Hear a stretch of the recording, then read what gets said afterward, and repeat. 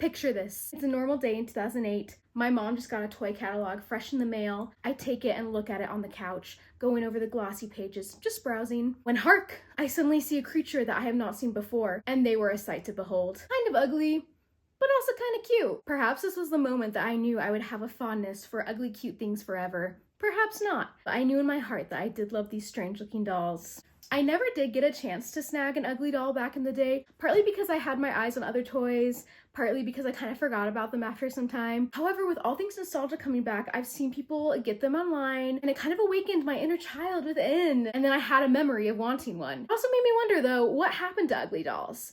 And have new competitors taken their place, such as the popular Fugler? That is the question of the day, isn't it?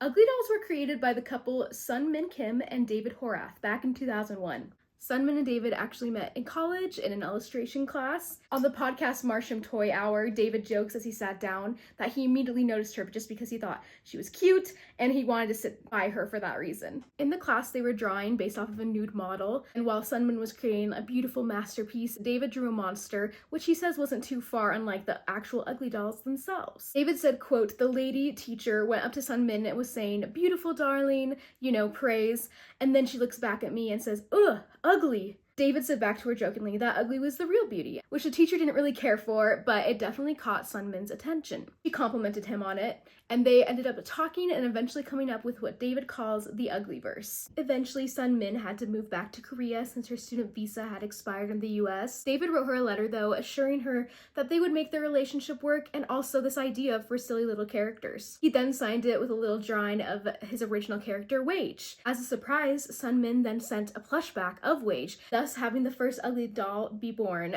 David immediately went to show the plushie to his friend Eric Nakamura, who was a magazine publisher and owned the toy store Giant Robot. Eric said to David that he would take 20. David was quite surprised and wrote back to Sunmin asking if she could possibly sew more. When she did and sent them back over to him, he dropped them off at Giant Robot, not thinking much of it. However, they sold out in almost a day. From then on, Sunmin would sew more, send them back to David, he would drop them off at the store, and they continued to sell out for quite some time. I think it's quite cool that Sunmin literally hand sewed these creatures in the beginning. Just kind of shows how much love and passion was behind this particular toy product. I also think it's quite wholesome that the whole reason that David wanted to start the brand was partly just because they had this cool idea, but also to make their relationship work and so that Sunmin could come back and be with him. The brand officially launched in 2001, including characters such as Ox, Babbo, Icebat, Jiro, Kinko, Ugly Dog, Wedgehead, Target, Trey, and of course our OG Wage,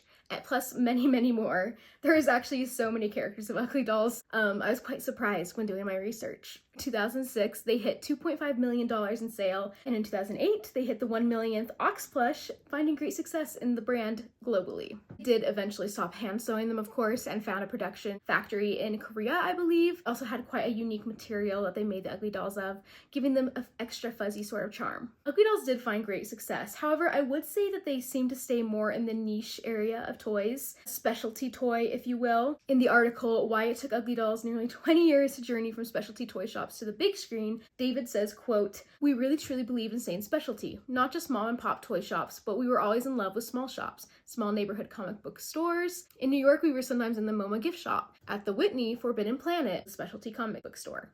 These are the retailers that gravitated towards us that we were all in love with. We wanted our brand to live in these spaces. Not forever, but we felt like we wanted Ugly Dolls to live past our lifetime, and we felt like the only way to really do that was to give it a long, almost 20-year back history." So while Ugly Dolls was quite successful, I do feel like it sort of lived in this niche space for quite some time, until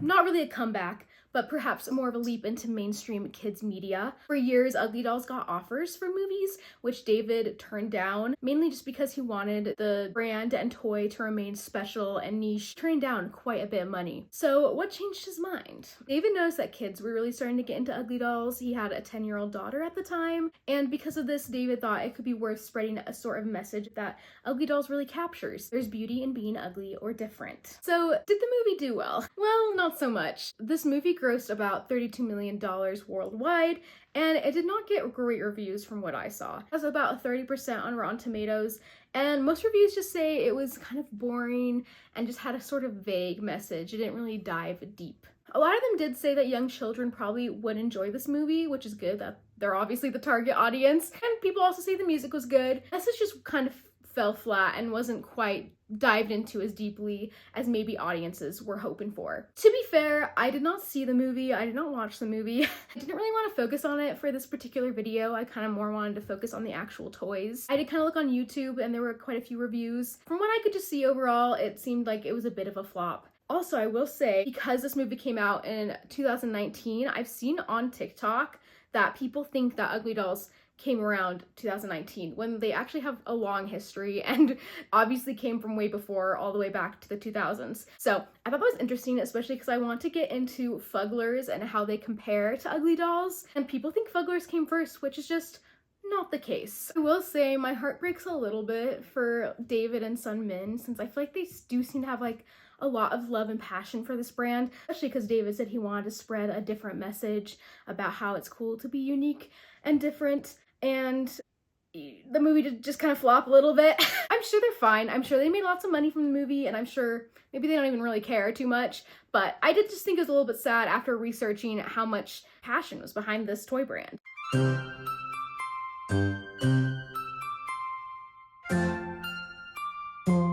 While Ugly Dolls are still here and the movie possibly made them even more mainstream, they still have a certain aura of nostalgia. And what I would say feels more of this time and that I see absolutely everywhere are Fuglers. TikTok, Fuglers. I go to Walmart, they were there. Google Fuglers and they pop right up. Part of me was thinking how Fuglers sort of taken a place of its artsy, cool, older, nostalgic cousin, the Ugly Doll. I feel like saying that they've taken their place is a bit too extreme. I feel like they're both on the market, they both have their own audiences, but Fuglers certainly feel a lot more accessible. They are at grocery stores everywhere, Walmart, Costco. My friend had a Fugler in the back of her car, just buckled in nicely. There are TikToks of people buying giant Fuglers from Costco, and Ian buy them as well.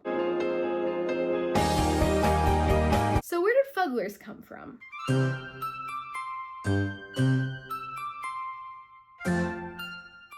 Fuglers were created back in 2010 by British woman Louise McGettrick. I don't know how to say that in a British accent. Louise McGettrick, who originally came up with the idea because she was looking on eBay for a Christmas gift for her husband. She discovered a list of fake teeth. All she had to do was picture them on silly little teddy bears, and suddenly Fuglers were born. Teeth are quite an iconic part of the Fuglers.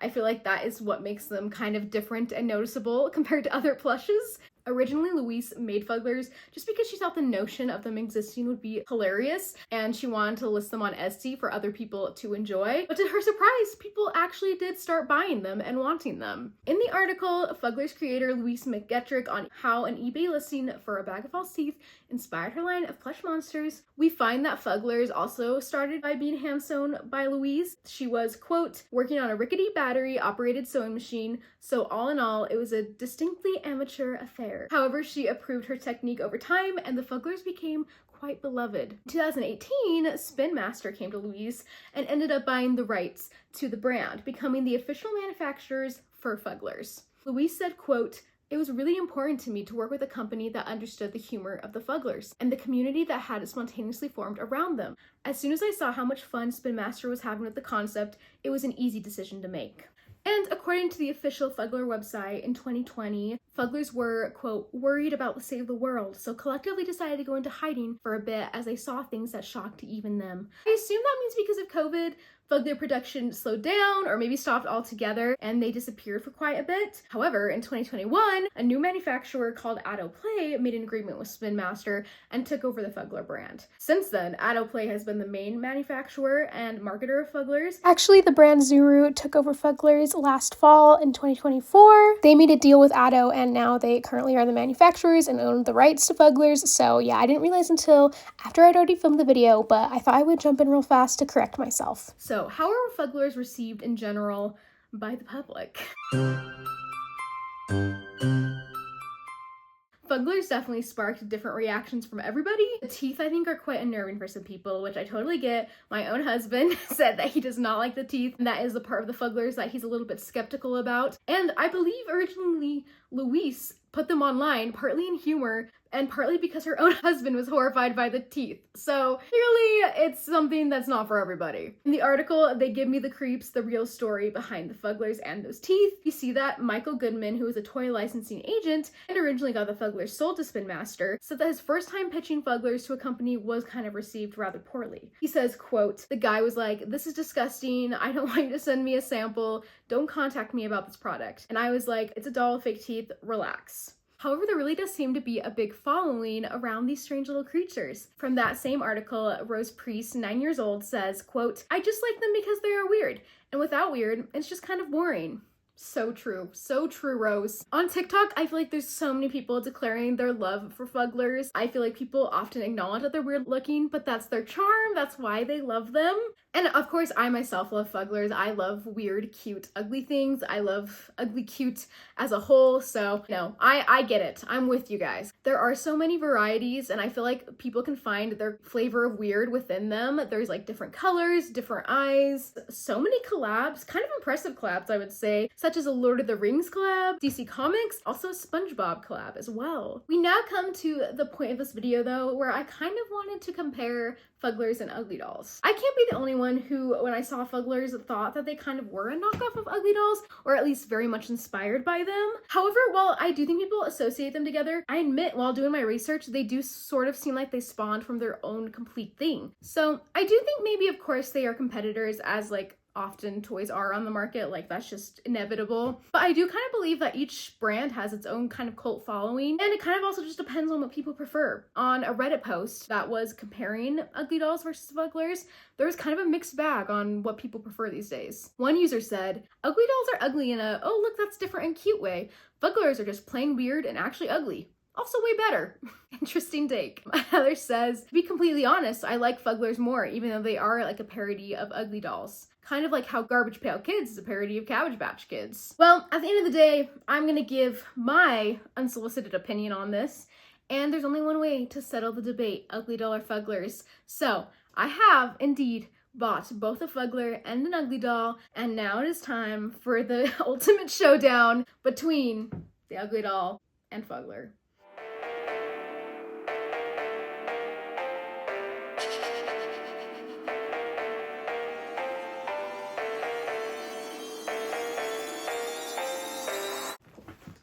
I hold in my hands both a Fugler and an Ugly Doll. Today, we will put both to the test of who will be the ultimate ugly cute monster. They will be tested on their fuzziness, ugliness, cuteness to combat the ugliness, and all sort of unique features that both bring to the table. Let us get into it, shall we? First up, we have the Ugly Doll. I ended up getting Ice Bat, so I thought it was only proper to have some bat wings to pay tribute to him, you know what I mean?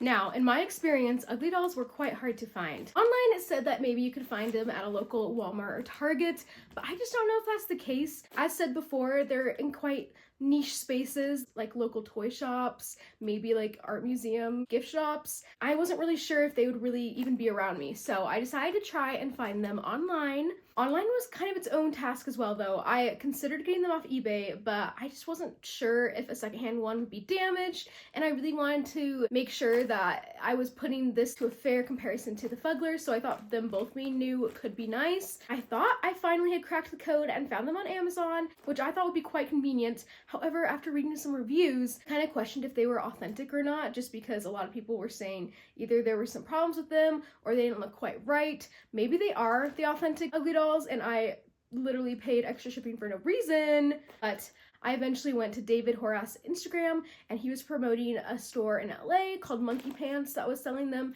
and they sold online. So I ended up buying from there, and I did pay an extra $9 of shipping, but at least I know for sure it's authentic since David himself was promoting them on his Instagram.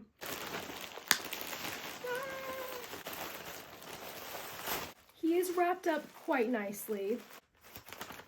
Monkey Pants LA, as I was saying. This is a fun little cute bag. Maybe I can put him in it after, I'm not sure. It's time to unbox him, unveil him. I chose Ice Bat, like I said, since when I was younger, I really loved Ox and Ice Bat, and when I had the option, I was like, I kind of am feeling Ice Bat, I can't even lie.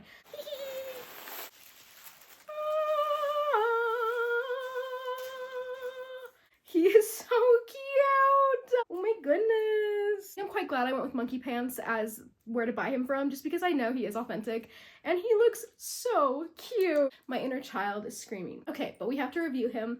First of all, I do think his color is so cute. I was kind of worried about it online. The OG Ice Bat, from what it looks like, is kind of a gray blue, and on the pictures of the new Ice Bat, which I was looking at, he kind of looked brighter, and I was like, I don't really want like a neon blue Ice Bat, but his color is honestly perfect. Very, very cute. He's also quite a good size, very huggable. Thanks for cuddliness and fuzziness. The main con with this guy was trying to track him down, and also because of that, he was a little bit more expensive. I don't think the $20 price point is unreasonable by any means, but I did have to pay extra shipping just because it was so hard to find him. So the accessibility is a bit more limited, I would say, and that could be like quite annoying for a collector, or just kind of like hard if you want to get your hands on one of these. Yeah, but I love his color. I love his little face. He honestly is cuter than I even imagined, and my inner child is screaming, which is kind of unfair because I want to rate both him and the Fugler fairly, but the nostalgia is definitely giving him points as well. I just can't, like, he's so squishable. I know,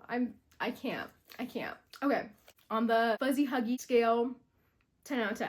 On the cuteness scale, 9 out of 10. He's so cute. And on the ugly scale, he's not even ugly, you know? Like, 7 out of 10. Because he's still a little odd looking, but that's kind of the point, you know? I think my total rating is going to be 8.5 out of 10. He's quite adorable. I only docked him just because he's hard to get. Wait, no. I fear I must rate him even higher. I think he's a 9 out of 10. 9 out of 10. Because childhood nostalgia also fulfilled. So, you know, even though he's hard to get, I feel like he was worth every penny. I'm giving him a 9 out of 10 now, okay? Oh, I love you, Ice Bat. Truly.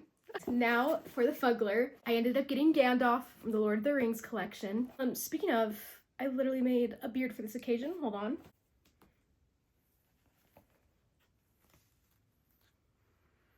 Alright, shall we begin?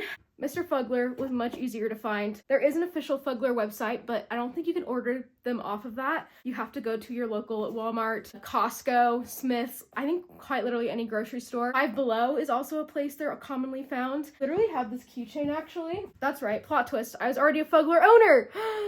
Guys, come on. I already had this keychain from Five Below. Love him, I think he's quite cute. But today we're putting Gandalf himself to the test. For accessibility and price point for the Fuglers, they were quite easier to find. I literally went to my local Walmart and came across him. Okay, we're currently at Walmart, and I wasn't even looking for them, but look what I just found. Not just Fuglers, but Lord of the Rings Fuglers. My mission is complete. I was gonna make a whole video trying to get them, and I just found them. I just stumbled upon them. I think we're going with Gandalf. And yes, the price point is only $10, which I think is quite hard to beat. And I believe they even go for cheaper. Like if you go to Five Below, I think they're cheaper. I think they can be anywhere from $7 to $10 at like Walmart. So at least from what I've seen in person and everything, it's quite easy to find and quite accessible and cheap. I don't know how much longer I can do this. I'm gonna put my beard down. I'm sorry. Gandalf, how do you do it? This is my first time seeing him fully revealed.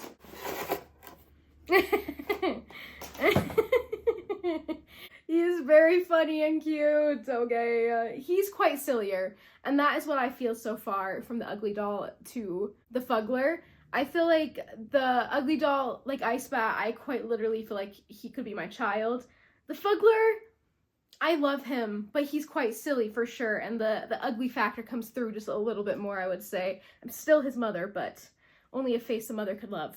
The Gandalf one I think is quite hilarious. I will say I went for more funny with the Fugler than like one that I actually, I don't know, found super cute. Like the Ice Bat I kind of chose out because I was like, he is so cute. But Gandalf I found at Walmart and I just thought he was hilarious. Now, if you look within his beard as well, there are the teeth! The teeth! I don't know if you can see on camera, but guys, they're in there. His beard does cover it though, and when I got him, I went with my husband, and he was saying he was glad the teeth were covered by the beard because they freak him out. So I will say the size is a little smaller. I would say not as cuddly as the Ugly Doll. He's quite funny. I think it's hilarious. He's Gandalf. He even has like a little belt and everything. I do think the collabs are kind of iconic. I can't lie. Oh, on the fuzzy huggy scale, I would give him probably like a 6. He's pretty low. I can't hug him very good. He's quite small, which is no fault of his own. On the cuteness scale, I still kind of think he's cute. His eyes are very funny. He's a solid like 7.5 on the cuteness scale. He's pretty cute.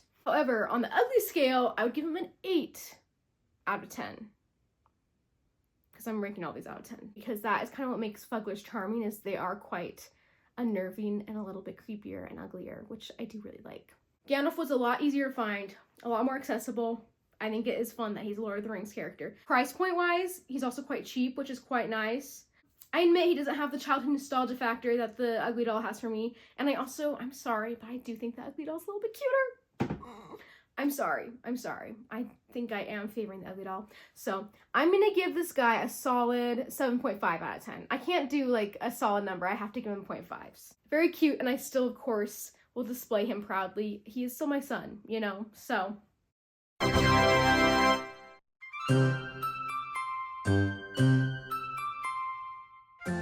While Fuglers and Ugly Dolls definitely have similarities, at the end of the day, I do think they both can kind of sort of stand on their own 2 legs. They both have their own cult followings, people who love them and want to collect them. They both also have their own backstories and how they came from people who truly just had fun little ideas and wanted to promote a similar message of being ugly and different is cool and fun and something to be proud of. I did appreciate really researching and looking into these products and finding where they came from and how both founders had love and passion for them. At the end of the day, I love them both. Yeah, and now I'm a mother to 2. I love them both. Even if Ugly Dolls won the battle this time, I still had so much fun getting them both, and I will treasure them both forever. Let me know down below what you guys prefer. If you prefer Fuglers, if you prefer Ugly Dolls, if you have a different toy that kind of has a similar vibe that you collect, I would love to hear all about it. So thank you for watching this video. Love you, bye!